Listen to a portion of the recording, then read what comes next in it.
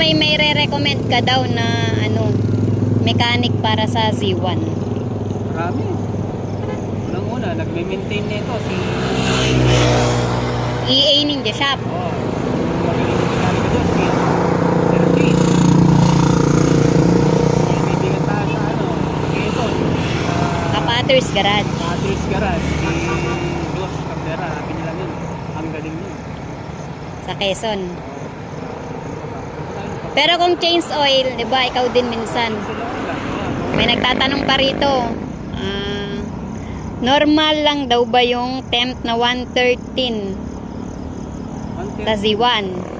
Kapag ako nagka-130 na temp ng motor na to, kapado 20 na ako. Kasi Kung may rides daw ba tayo sa north at saan daw ba tayo madalas nagra-rides?